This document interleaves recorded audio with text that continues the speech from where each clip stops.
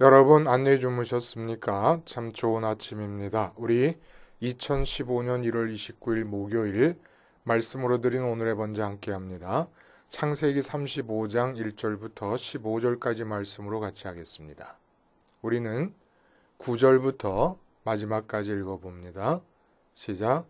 야곱이 밧단 아람에서 돌아오매 하나님이 다시 야곱에게 나타나사 그에게 복을 주시고 하나님이 그에게 이르시되 네 이름이 야곱이지만은 네 이름을 다시는 야곱이라 부르지 않겠고 이스라엘이 내 이름이 되리라 하시고 그가 그의 이름을 이스라엘이라 부르시고 하나님이 그에게 이르시되 나는 전능한 하나님이라 생육하며 번성하라 한 백성과 백성들의 총회가 네게서 나오고 왕들이 네 허리에서 나오리라 내가 아브라함과 이삭에게 준 땅을 네게 주고 내가 네 후손에게도 그 땅을 주리라 하시고 하나님이 그와 말씀하시던 곳에서 그를 떠나 올라가시는지라 야곱이 하나님이 자기와 말씀하시던 곳에 기둥 곧 돌기둥을 세우고 그 위에 전제 물을 붓고 그 위에 기름을 붓고 하나님이 자기와 말씀하시던 곳의 이름을 베델이라 불렀더라.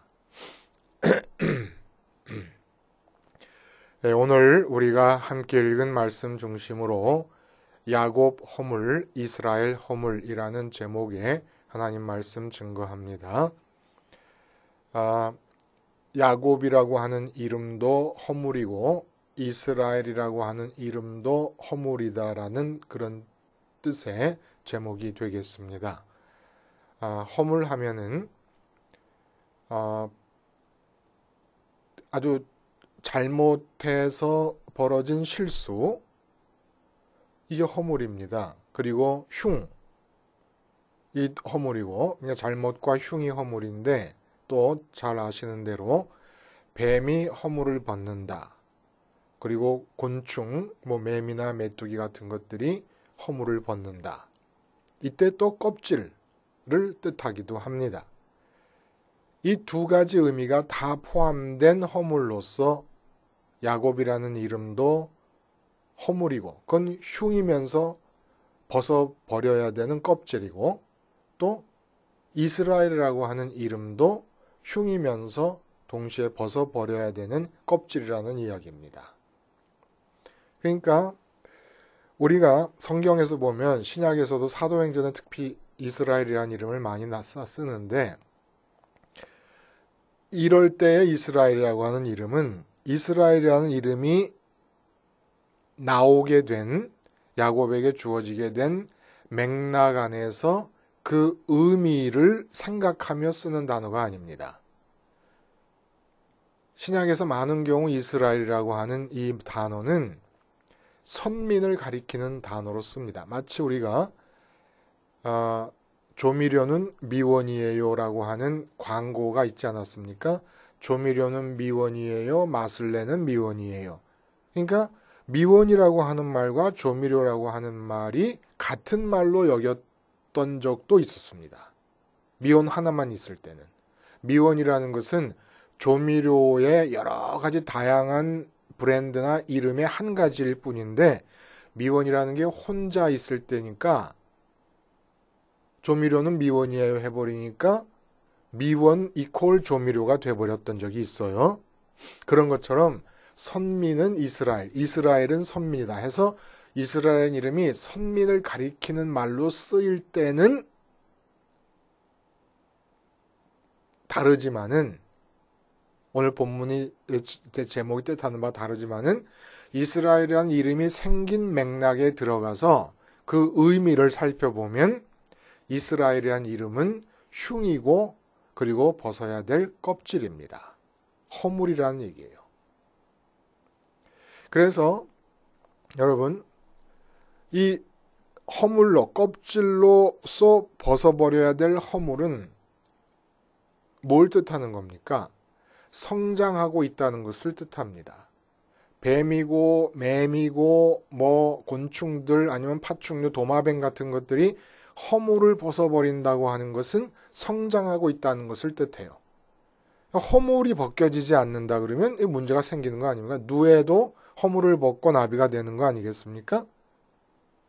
성장을 뜻하는데 야곱도 허물이고 이스라엘도 허물이라는 얘기는, 그리고 이걸 이스라엘까지도 그 이름을 벗어버려야 되는 그 의미를 벗어버려야 된다고 하는 것은 선민이 선택받았을 그 당시에 선민답게 되는 것이 아니라는 걸 뜻하는 겁니다. 선택받아서 이제 선민다운 과정을 겪게 된다는 걸 뜻하는 거지요. 그 선민다움의 마지막은 뭡니까? 스테반 집사님의 사도행전의 설교에서의 얘기대로 아브라함이 어떻게 해서 고향을 떠난다고요? 영광의 하나님을 보고 떠납니다. 영광의 하나님을 본다는 게 뭐라고요? 내 마음의 관심의 대상들이 많지 않습니까? 이 땅에 있는 모든 관심의 대상들을 다 물리치고 하나님께서 아브라함의 마음에 대해서 첫 번째 관심의 대상이 된 것이 영광의 하나님을 본 것입니다. 바로 이 상태까지 가는 거예요. 이게 바로 선민다운 상태. 선민이 누굽니까? 하나님이 마음에서 1등하고 계시는 상태. 집안에 무슨 일이 있어요? 그러나 집안의 일이 하나님보다 등수가 밀려나갑니다. 관심의 대상에서 등수가 더 아래로 처집니다. 내 건강 문제가 있습니다. 건강 문제가 하나님 자신보다 관심의 대상의 순위에서 2등, 3등으로 밀려납니다. 하나님이 언제나 1등이십니다. 이게 바로 선민다운 모습이라는 거예요. 근데 이렇게 선민다운 모습이 되는 데는 두 번에 걸친 허물벗기의 과정을 통해서 도달할 수 있게 된다는 얘기입니다. 그게 첫 번째 야곱이라는 허물을 벗어야 되고 두 번째 이스라엘이라는 허물을 벗어야 된다는 얘기예요. 오늘 우리가 읽은 본문은 세겜에서의 피바람이 불었습니다. 세겜에서 피바람이 불고 나서 야곱이 도저히 세겜에서 살 수가 없는 상황이 되어서 전전긍긍하고 있었습니다. 그러니까 축복 주도권을 진 상태에서 축복 주도권 행사에 결정적인 한계를 드러내고 있고 곳곳에서 시한폭탄이 터지기 시작하는 거예요. 평강을 깨워버리는 시한폭탄이 터지기를 시작합니다. 그래서 속수무책의 상태에 있을 때 하나님께서 나타나셔서 야곱에게 베델로 가라고 지시를 하십니다. 근데 우리가 읽지 않은 부분에 보면 베델을 야곱이 기억하고 있어요. 회상하고 있는데 어떻게 회상합니까? 내가 에서의 위협을 피해서 밧단 아람으로 도망갈 때 나타나셔서 나와 함께 하셨던 그 하나님을 만났던 장소인 베델로 우리가 올라가자. 이렇게 얘기를 합니다. 그래서 식솔들을 데리고 올라가는데 그냥 올라가는 게 아니라 그 라헬이 드라빔을 훔쳤잖아요. 그게 가정 수호신이라고 그러지 않았습니까? 일종의 우상인데 그런 종류의 모든 우상들, 많은 식솔들이 생겼으니까 노비도 있었을 것이고 노비들이 섬기는 우상도 있었을 것이고 뭐 라헬의 드라빔도 있었을 것이고 이런 모든 것들을 다 버리고 베델로 올라가게 됩니다. 이렇게 베델로 올라갔을 때 제단을 쌓고 하나님을 만나게 되는데 이때 하나님께서 다시 한번 9절에 10절에 이렇게 얘기하십니다. 하나님이 그에게 이르시되 네 이름이 야곱이지만은 네 이름을 다시는 야곱이라 부르지 않겠고 이스라엘이 네 이름이 되리라 하시고 그의 이름을 이스라엘이라 부르시고 그리고 복을 주셨다 그래요. 근데 이렇게 보니까 자꾸 의문이 생기잖아요, 여러분. 지금 우리는 이제까지 말씀을 진행해 오면서 이스라엘이라는 이름이 생기게 된 그 사건이 야복강가의 씨름 아닙니까? 하나님을 이긴 사건이에요. 거기에서 이스라엘 이름이 주어졌습니다. 그러니까 하나님을 이겼다고 하는 것이 어떤 식으로든지 용납이 안 되는 거예요. 어떤 목사님은 이렇게 해석도 하시더라고요. 자식과의 싸움에서 아버지가 사랑으로 일부러 져주는 그런 싸움이었다. 이렇게까지 얘기해요. 그러나 이건 그냥 참으로 낭만적이고 소박한 이야기지 우리 신앙의 처음부터 끝까지를 규정하시고 한계 지으시고 모범을 보이고 계시는 예수님의 삶의 모습 속에서 단 한 번도 아버지께 이겨보신 적이 없으신 분이 예수님이십니다. 모든 말씀과 행동은 다 하나님이 예수님의 마음을 쥐시고 행하신 것이었고 하나님의 주도권이 예수님을 통해서 나타났지, 아버지의 주도권이 나타났지 주님의 주도권이, 아들로서의 주도권이 나타난 적이 없어요.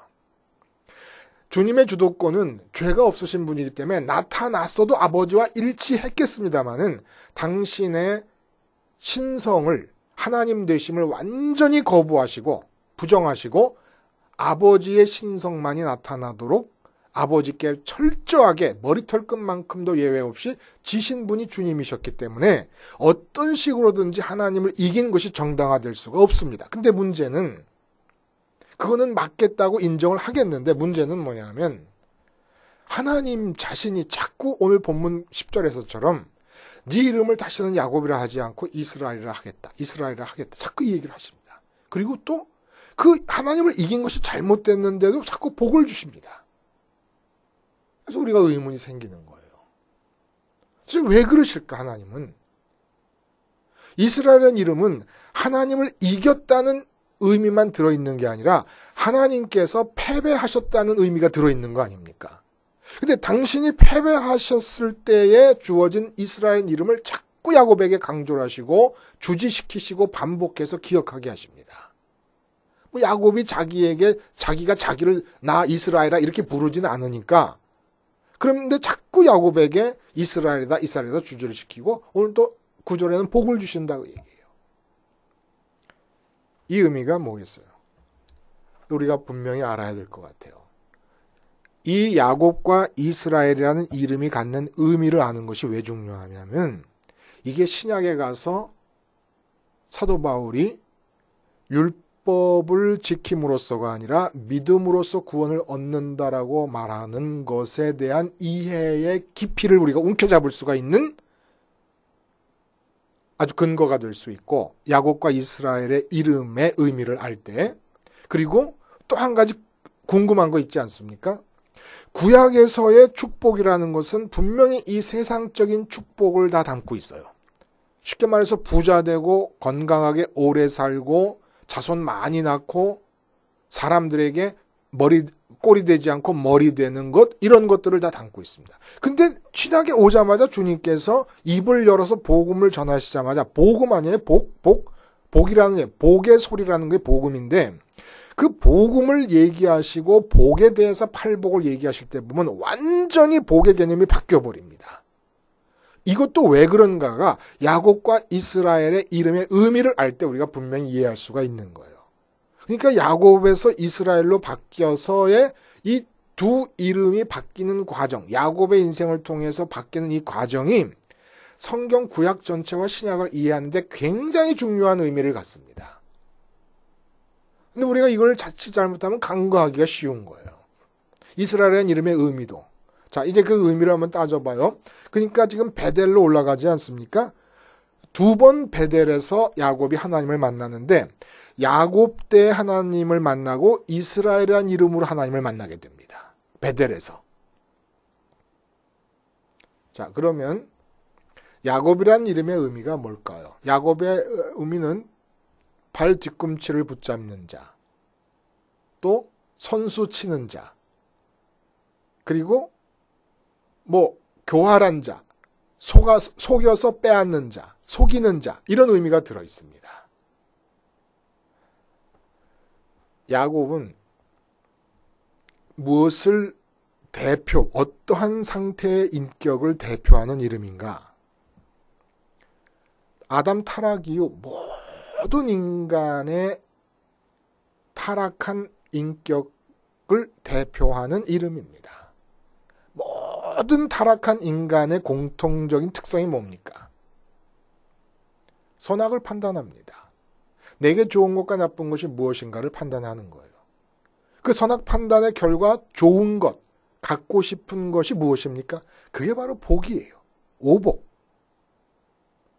부귀영화, 장수, 자손 많이 낳는 것, 관직이 높아지는 것, 존경받는 것, 이거 다 오복 안에 포함되어 있는 거 아닙니까? 그래서 선악의 판단 결과, 타락의 결과 인간이 스스로에게 내게 있으면 좋겠다고 호불호를 판단해서 결정한 것이 공통적으로 모든 인간에게 오복입니다.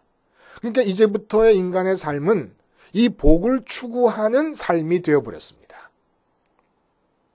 복을 추구하는 삶. 그게 바로 야곱이에요. 야곱으로 표현되고 있는 겁니다. 그러니까 장자권을 탈취한다는 것은 그때 야곱의 생각의 장자권이라는 것은 바로 이러한 오복을 추구하기 위해서 결정적으로 중요한 것이 장자권이라고 생각을 하는 것이에요. 그러니까 오복을 추구하기 위해서 이제 사람들은 수고합니다. 노력합니다. 자기 개발을 합니다. 그리고 결정적인 오복을 추구하기 위한 수단으로 동원된 것이 인류 역사 이래 공통적으로 지금까지 계속되고 있는 게 종교입니다. 종교의 신을 만들어내고 그리고 종교의 우상을 만들어냅니다. 어떤 사람은 불상을 통해서 복을 추구하고 어떤 사람은 힌두교에서 소를 숭배하면서 복을 추구하고 태국에서는 금가루를 바치면서 불상 앞에 복을 추구하고 어떤 사람은 정화수 떠놓고 고목나무에 빌면서 복을 추구하고 어떤 사람은 무당불로다 굿하면서 복을 추구하고 이게 바로 모든 인간의 공통점인데 다른 것은 수단에서 다른 거예요. 어떻게 내가 복을 획득할 수 있을 것인가라고 하는 수단에서 다르고 복을 획득한 사람들이 책을 쓰면 그 책이 또 수단과 길이 돼가지고 그걸 답습하고 그걸 내 몸에 익혀서 똑같은 복의 자리에 쓰려고 애를 쓰는 거. 이게 바로 인간의 삶의 현실이에요. 간단하지요. 아주 단순해요. 인간 삶의 모습을 이렇게 간단하게 표현할 수가 있습니다. 바로 야곱입니다. 이렇게 추구하다가 장자권을 탈취했는데 그만 도망가게 됩니다. 그래서 장자권을 탈취했을 때 야곱의 마음속에는 복에 대한 전망이 너무너무 밝았어요.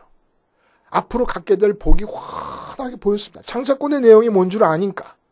아버지의 재산을 다 물려받게 될 것이고 하는 등등. 그러니까 많이 밝게 보이다가 에서 때문에 무서워가지고 도망가면서 그만 복이 어둠에 묻혀버립니다. 복을 얻게 될 미래가 보이질 않게 돼버립니다. 깜깜해버려요. 복에 대해서 깜깜합니다. 근데 이상하게 복에 대해서 마음속에 깜깜해질 때 하나님이 나타나십니다. 당연하지 않아요? 하나님께 조명이 비춰지려면 다른 것을 향한 조명이 꺼져야 되는 거 아닙니까? 그러니까 이때 나타나요. 그래서 하나님이 나타나셔서 약속하십니다. 네가 가는 길을 지켜줄 것이고 무사히 아비 집으로 돌아오게 할 것이며 아브라함에게 허락하셨던 모든 축복의 약속을 다 주면서 하나님께서 함께 하실 것을 약속해 주십니다. 이때 야곱이 새로운 길을 걷기 시작합니다. 장자권이라고 하는 세상적인 방법을 탈취하려고 하다가 여호와 하나님을 통해서 복을 얻을 수도 있겠구나라는 생각을 하기 시작한 거예요. 그래서 이스라엘이라고 하는 이름이 주어지는 이 과정은 씨름을 하는데 여호와 사자와 씨름을 하는데 죽어도 놓지 않잖아요. 그렇죠? 죽어도 놓지 않고 환도뼈가 다 탈골이 돼도 놓지 않지 않습니까? 그래서 결국 하나님이 지시잖아요. 이것이 뜻하는 바가 뭡니까? 분명히 축복 주도권을 야곱이 놓지 않음으로써 아브라함이 가졌던 신앙, 축복의 성취 가능성인 이삭을 바쳐버리고 하나님에 대한 경외와 사랑을 표현했던 아브라함의 신앙과는 완전히 다른 축복 주도권을 끝까지 이 환도뼈가 탈골되면서까지 놓지 않고 있었던 이 허물과 흉에서부터 이스라엘 이름이 나왔는데 왜 하나님은 이 허물과 흉인 이스라엘 이름을 당신이 축복 주도권을 쥐실 수 없었던 이 싸움에서 이스라엘 이름을 주셔놓고 왜 이스라엘 이름을 그렇게 흉과 허물로 흉인 잘못이고 실수인 이 야곱의 새 이름을 반복하시면서 복을 주시고 계시느냐 이겁니다. 여기서 야곱이 아니라 이스라엘이다라고 하는 얘기에 우리가 관심을 가지면 이스라엘의 이름이 어떤 의미가 있느냐. 하나님은 첫 번째 씨름을 통해서 얻게 되는 첫 번째 골, 첫 번째 목적을 이루지 못하시고 차선적 목적을 이루시는 겁니다. 그게 이스라엘 이름은 나타난 거예요. 차선적이라는 게 뭡니까? 자, 야곱이라고 하는 이름에서 이스라엘 이름은 바뀌었어요. 그거 뭐 뜻합니까? 한도 뼈가 탈골되도록 하나님을 놓지 않았습니다. 축복해 주시면 놓지 않겠다고 얘기를 한 겁니다. 이게 축복 주도권을 쥐고 있는 모습인데 축복 주도권을 쥔 자로서 축복 얻는 수단을 뭐로 삼고 있는 겁니까? 여호와 하나님만으로 삼고 있는 겁니다. 축복 주도권을 쥐고 있다는 것은 잘못이지만 다른 사람들이 축복 주도권을 쥐고 불상 앞에서 절할 때, 다른 사람이 축복 주도권을 쥐고 정화수 써놓고 빌 때, 다른 사람이 축복 주도권을 쥐고 무당 불러다 굿할 때, 다른 사람이 축복 주도권을 쥐고 자기 개발서를 읽고 노력하고 공부를 열심히 하려고 그럴 때, 야곱은 내 축복 주도권을 행사해서 올바르게 목적하는 바에 이루려면, 복을 쟁취하려면 여호와 하나님밖에는 방법이 없다고 확정한 싸움이 바로 이 야복강가에서의 싸움이었습니다. 축복 주도권을 놓지 않은 것은 허물이지만 축복 주도권을 어차피 모든 인간이 다 쥐었다 그랬을 때, 쥐고 있다고 할 때, 그나마 하나님께서 아브라함의 단계까지 끌고 가기 위한 전 단계로서 하나님께서 얻으실 수 있는 것은 오직 축복은 하나님 한 분만으로만 얻을 수 있다라고 생각하는 이 야곱의 생각이 다른 모든 사람과 구분짓는 선민의 임시적인 특징이 된 것입니다. 일시적인 특징이 됐다는 거예요. 그러니까 쉽게 말하면 부산에서 서울까지 경부선을 타고 오는 길에 부산에서 출발해서 대구 이전까지는 야곱의 기간이라 그러면 대구에서 대전까지는 이스라엘의 기간인 겁니다. 그리고 대전부터 경기도를 지나가지고 서울까지가 아브라함의 여정인 것입니다. 그러니까 이스라엘과 야곱은 허물이에요. 흉이에요. 벗어버려야 될 거예요. 그런데 똑같이 허물이지만 이스라엘이라는 이름은 야곱이라는 허물에 비해서 발전적으로 성장하고 있는 겁니다. 장자권도 탈취하고. 보세요. 왜 라헬의 드라빔이 결국은 알려졌을 거예요. 20년 동안 같이 사는데 그걸 몰랐겠습니까? 그리고 도망 나와서도 숫곳에서도 지금 베델까지 오는데 숫곳지나 세겜지나 베델까지 오는데 10년이 걸립니다. 그러면 이 10년 걸리는 동안 드라빔을 라헬이 갖고 있다는 걸 몰랐겠습니까? 야곱이? 알지요. 근데 왜 허용을 하는 겁니까? 왜 내버려 둔 겁니까? 어쨌든 어떤 방법으로든지 간에 복을 얻으면 좋다고 생각을 했었기 때문에 그런 거예요. 그래서 야복강가에서 씨름은 자기 자신 개인에게 이제 확정합니다. 분명히 이걸 기억하셔야 돼요. 축복 주도권을 쥔 것은 결정적으로 문제입니다. 이건 언젠가 축복 주도권을 놔야만 되는 일이에요. 그러나 어차피 모든 인간이 축복 주도권을 쥐었을 때 야곱의 마음속에는 어떤 사람은 불상 찾아가고 어떤 사람은 드라빔 찾아가고 어떤 사람은 상수리 나무 밑에서 절하고 있는데 나는 여호와 하나님에게만 이 축복 주도권을 이루기 위해서 기도하고 의뢰해야지. 이 마음을 확정한 거예요. 근데 그렇게 해놓고도 집안에 드라빔이나 이런 모든 우상들이 그대로 있었어요. 사람마다 갖고 있었어요. 자기에게만 확정했던 거죠. 야복강가에서. 그리고 다시 한번 세겜에서 피바람이 몰아치는 평강이 깨어지는 사건을 경험하고 하나님께서 베델로 가라 그러실 때 베델로 가기 전에 어떻게 합니까? 이제 집안에 있는 모든 우상들을 다 땅에다 묻어버립니다. 자기 가족들에게도 적용하기 시작합니다. 그래서 베델에서 다시 한번 너를 야곱이라 하지 않고 이스라엘이라 하겠다고 얘기하신 거예요.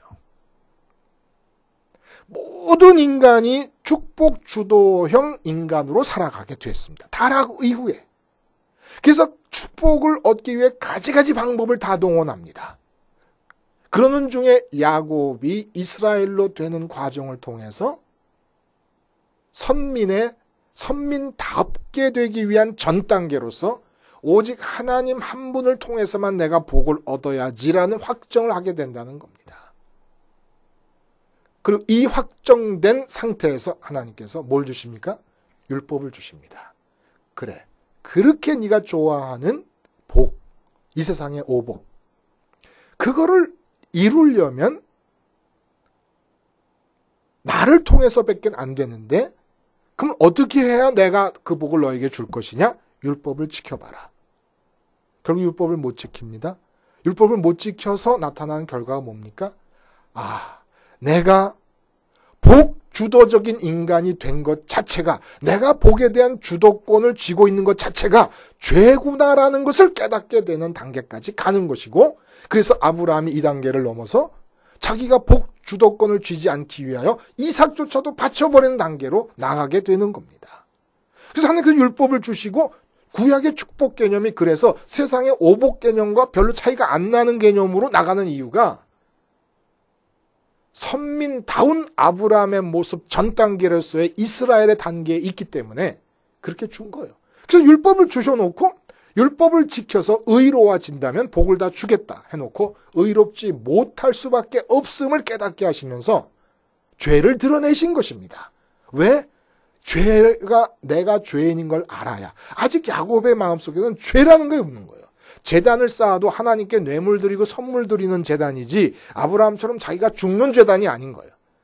죄를 알아야 예수님의 십자가 사건이 의미가 있는 거 아닙니까? 그래서 죄가 뭡니까? 내가 축복을 주도하려고 하는, 내가 축복을 소원하고 축복을 계획하고 이것이 내게 있어야 된다고 판단하고 하는 게 다 죄라는 것을 알아야 십자가를 지고 자꾸 축복 주도적 성향이 나타나는 걸 죽일 수 있는 거 아니겠습니까? 그래서 이스라엘 이름을 하나님 당신이 지신 이름임에도 불구하고 이렇게 야곱에게 강조하시는 겁니다. 그게 베델의 의미가 뭐예요? 야곱일 때 일반인처럼 축복 주도권을 쥐고 어떤 방법으로든지 복을 얻으면 된다고 생각했을 때 복의 전망이 완전히 다 사라져버리고 깜깜한 암흑 속에 묻혀버렸을 때 하나님이 나타나셨습니다. 이 하나님은 야곱은 그때 전혀 생각도 못했어요. 야곱일 때 하나님을 만난 베델에서는 뭘 생각 못했냐? 이 하나님 자신이 궁극적으로 내가 모셔드려야 될 복이라는 것을 몰랐습니다. 그는 하나님을 보게 된 거예요. 왜? 세상 복에 대한 전망이 흐려지니까. 그리고 이 지금 두 번 세겜에서의 피바람 뒤에 두 번째로 만난 이 베델에서의 이 하나님, 또 베델에서 하나님이 만납니다. 또 세겜에서의 피바람 때문에 복에 대한 전망이 흐려져 버렸습니다. 복이 안 보여야, 이 세상적인 복이 눈에 보이지 않고 세상적인 복에 대한 전망이 흐려져야 하나님이 보이니까. 그러면 어떻게 해야 야곱과 이스라엘을 거쳐서 아브라함의 단계까지 도달하는 과정을 축소시키며 살아갈 수가 있을까요? 그리고 어떻게 해야 될까? 계속 베델로 가는 겁니다. 지금 밧단 아람에서 라반 삼촌으로부터 헤어져 가지고 와서 숫곳과 세겜을 지나면서 다시 베델로 온 게 10년 만이에요. 근데 그 옛날 야곱 시절에 도망가면서 베델에서 분명히 돌아오게 하시면 이곳에 와서 하나님의 집이라고 불린 곳에서 하나님께 경배하겠다고 서약을 했었습니다.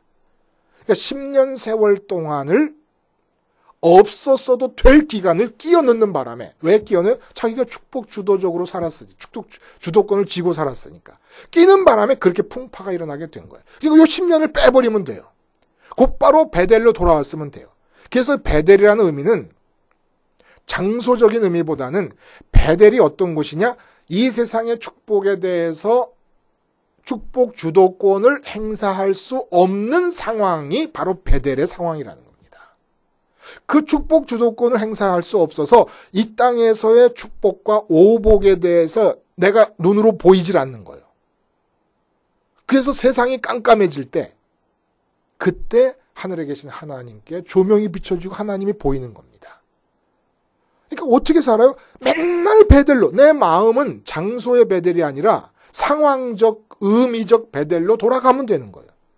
그러면 그 10년 숫곳과 세겜을 거치면서 베델로 돌아오게 되는 이 10년 과정, 그 피바람이 불고 하는 그런 과정이 없이 하나님을 복으로 갖게 되고 이 세상은 하나님 축복 주도권에 의해서 움직여 가게 되는 거예요. 근데 이 과정을 못 견디는 겁니다. 도달하지 못하는 거예요. 그래서 결국 어떻게 됩니까? 결국은 아브라함의 단계까지 도달하지 못하는 이스라엘의 그 껍질, 허물을 벗지 못한 상태로 살고 고집하다가 출애굽한 이스라엘의 장정 전부는 여호수아와 갈렙 빼고 다 죽어버리고 이 이스라엘이라는 껍질 허물을 벗어버리지 못한 중간 단계인데, 그러니까 야곱으로부터 발전한 것으로서는 발전적이고 좋은 거지요. 그러나 이것이 다가 아니거든요. 이거 벗어버려야 되는 건데 이걸 벗어버리지 못한 채 이스라엘의 이름 안에 묶여 있다가 결국은 예수님을 십자가에 못 박아 죽이는 일까지 하게 됩니다. 유대인들이에요. 선민들입니다. 선민답게 되기 위해서는 반드시 두 번의 허물을 벗어야 됩니다. 야곱의 허물을 벗어야 돼요. 이건 뭐 우리가 일반적으로 전도할 때 일어나는 일일 수 있을 거예요. 하나님 믿으면 복 받는다. 그래서 교회 데리고 왔어요. 그럼 하나님 열심히 믿어서 복 받으려고 애를 쓰는 2단계가 끝나서 복은 완전히 하나님의 주도권에 넘겨드리고 하나님이 복을 주실 때마다 그 복을 마음에서 뿌리치면서 복에 대한 나의 시야, 시선, 그 시력을 제로 상태로 놓으면서 계속 베들로 회개해가지고 하나님을 계속 바라보는 삶의 여정이 지속되어야 됩니다. 이게 바로 아브라함의 여정이었다는 거예요.